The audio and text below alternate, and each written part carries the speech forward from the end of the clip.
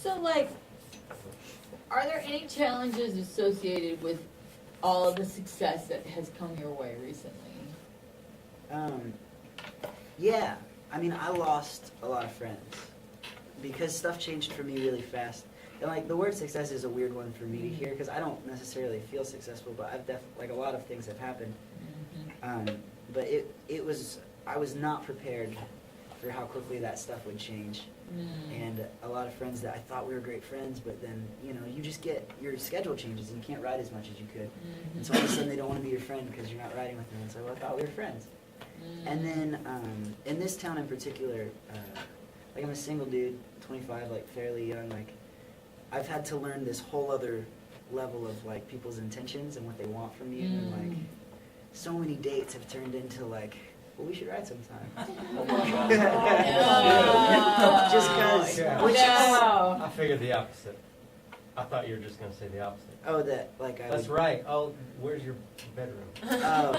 no, I mean, definitely dudes do that. I was just not raised that way. But it's been the opposite for me. It's been like kind of a bummer.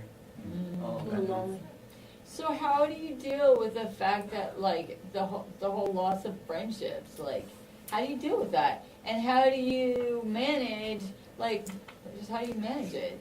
I mourned it for a long time. And drank a bunch.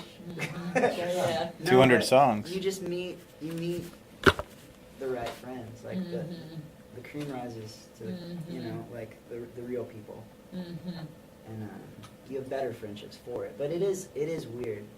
Like if one of y'all got like a record deal all of a sudden, I mean, your life would change. Those relationships change, and you change too. Like I probably got a little bit big for my britches in that first year because it was just so quick, and I wasn't expecting that, and then I had some losses. It was like I had so many victories right out the gate that you forget you can lose, and then I lost a bunch, and then that really helped me find my footing again. So what about, like, I've heard so many really successful songwriters say that they, like, for example, Tia was saying, you know, talking about, like, when you have a huge hit, like, then there's pressure from your publishers to have the next hit, and the people, there's like so much pressure on the next thing, and that it can sometimes become hard to be creative. Have you experienced that at all, or has that not? Because you had the distance you were talking about earlier, like keeping some distance between you and the ups and downs. Well, I've definitely have had pockets of time though where like you're so concerned about that next thing that like you're writing a song and you're like, is this a hit? And you're too caught up in that. I mean, I've definitely had those phases. And how do you deal with it? You just write through it and then try to remind yourself that like this is a great job and we're writing songs. Like I have enough of my best friends on my calendar now that like if I get in one of those phases, I don't go but so many days without one of my friends coming in, and then we just tell a bunch of stupid jokes and either write a good song or we don't, and it's okay. And that's been really helpful for me. But there is, I mean, pressure.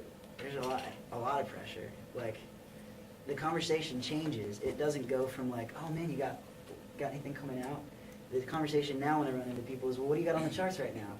So then if you don't, like I have 3 songs out right now, but none of them are in the top 30. They're at like right up below it. So it's like, instead of being excited about those 3, I'm like anxious about either them getting it in or I have more coming out that I want them to come out. And it's like, it is a hard thing to manage. Right, and it's so interesting, like we were talking about last week, like you having 3 songs that haven't broken into the top 30 yet would have been your greatest dream come true. Oh, it would have been amazing. Right, like the most amazing. Well, you go from wanting a cut to wanting the single to wanting the first single to wanting #1. So to wanting a Grammy. Yeah, I would love it. I've never had a Grammy. They introduced me at a round the other day as a Grammy winner, and I did not correct them.